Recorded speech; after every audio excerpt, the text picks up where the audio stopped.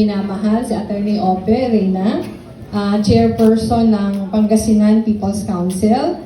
Ma'am Gemma Panopio, ang Chairperson naman ng Dagupan People's Council.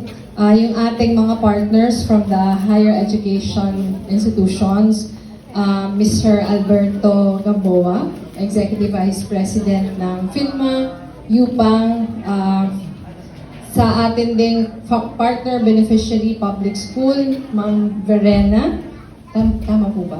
Ma'am Verena Raga Bautista, Principal ng Sabangan Elementary School. Sa inyo pong lahat, yung iba't ibang mga grupong andito, magandang hapon po. I am so happy to be back in Dagupan and in Pangasinan. Parang ano po ito, long overdue. This should have been scheduled last year, Attorney Ope, no? Pero binaha kayo. Nagkaroon po ng bagyo at bumaha dito sa inyo, so we decided to cancel. Buti naman natuloy na ngayon. Hindi ko po alam kung ano na yung pinag-usapan kanina. Pero just to give you a brief overview of Angat Buhay and Bayan Ko Teacher Ko program, siguro po naalala nyo na right after the elections, I think it was just 4 days after the elections, nagkaroon tayo ng pasasalamat rally sa Ateneo de Manila University. At yung pinakamahalagang announcement na ginawa natin doon ay ipagpapatuloy natin yung Angat Buhay as an NGO. And the aspiration for Angat Buhay is that it is going to be the biggest volunteer network in the entire country. Bakit po tayo nag-decide na ipagpatuloy yung Angat Buhay? Kasi sayang naman, kung matatapos yung Angat Buhay nung natapos yung term ko as Vice President. And we felt na mas malaki yung armas natin after the elections. Dahil yung hindi natin inaasahan during the elections is napakaraming mga volunteers na lumabas at tumulong. Halimbawa na lang dito sa inyo sa Pangasinan, kahit napakahirap ng sitwasyon, napakarami sa inyo ang lumabas, nag-house to house, ginawa yung lahat na makakaya para lang makatulong sa kampanya. And yung mensahe pong gusto nating iparating, all that you did not go to waste. Walang nasayang. Yung naitanim natin was so much more than we expected. So nararapat lang na magkaisa ulit tayo. Siguro hindi para sa eleksyon, pero sa pagtulong sa ating bayan. Kasi hindi naman natapos yung pakikipaglaban natin dahil sa eleksyon. And yun nga, July 1, natapos po yung term ko June 30 of 2022. July 1, we officially launched Angat Buhay as an NGO. And it has been almost 2 years kasi magsa-second year anniversary na. And I am very proud to say that Angat Buhay now is even bigger than it was when I was still Vice President. Ano yung kaibahan ng Angat Buhay noon sa Angat Buhay ngayon? Dati po, yung VP pa ako, lahat na ginagawa ng Angat Buhay, kami-kami sa Office of the Vice President ang gumagawa. Pero after the elections, yung Angat Buhay, hindi na lang kami. Pero ang Angat Buhay, tayo ng lahat. Not all groups are similarly situated. May mga grupong nauna na, may mga grupong registered na sa SEC, may mga grupong accredited na sa kanya-kanyang mga LGU. May mga grupo naman na hikahos pa, nag-uumpisa pa lang, pero wala tayong pinipili. Magmalaki yung grupo, magbaliit na grupo, basta yung desire to continue doing the work of nation building nandun, patuloy tayo. Siguro example na lang po nito, one of the most active Angat Buhay groups that we have is yung Angat Buhay sa General Santos City. Konti lang sila, pero sobrang active nila, kaya marami silang nagagawa. So, ang mensahe doon, hindi sa numero, pero sa passion and the dedication to serve. And I am so happy that we are launching Bayan Ko Teacher Ko program here in Dagupan and in Pangasinan today. Hindi ko po alam kung nabigay na yung konteksto kanina, pero during the pandemic, we started an education program dahil sarado yung mga eskwelahan noon. Pero ang ginawa lang po natin noon, nagbukas tayo ng mga community learning hubs. we were able to open 129 community learning hubs all over the country. Pero yung pinakamodelo ng community learning hubs noon, na merong mapupuntahan sa community, yung mga estudyante nangangailangan ng tulong dahil modular lang, di ba? Modular lang yung pag-aaral dati. May mapupuntahan sila na may tutors, may computers, merong mga tutulong sa kanila sa paggawa nila ng mga modules.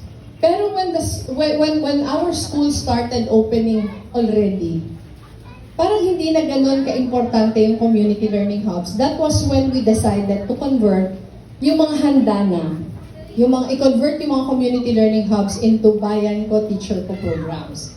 Ano yung Bayan Ko, Teacher Ko program, in partnership yon, at least sinimulan nito sa Naga, where I come from, in partnership with the local DepEd. So yung ginawa noon, pinanong namin yung local DepEd, alin yung mga paaralan na nangangailangan talaga ng tulong. Kasi kung naalala nyo, baka na-discuss na kanina, di ba yung World Bank report, na ang taas-taas ng ating learning poverty, yung PISA report na ang baba ng performance natin, sabi natin, paano ba tayo makakatulong? So we started with six public schools in Naga. Ang ganda-ganda po ng resulta nung ginawa. This is in partnership with the UP College of Education. Bale, UP College of Education yung tumulong sa atin gumawa ng modules, mag-train ng mga tutors. Yung first batch natin ng Bayan Ko, Teacher Ko program, nagsimula tayo with a baseline of about 30%.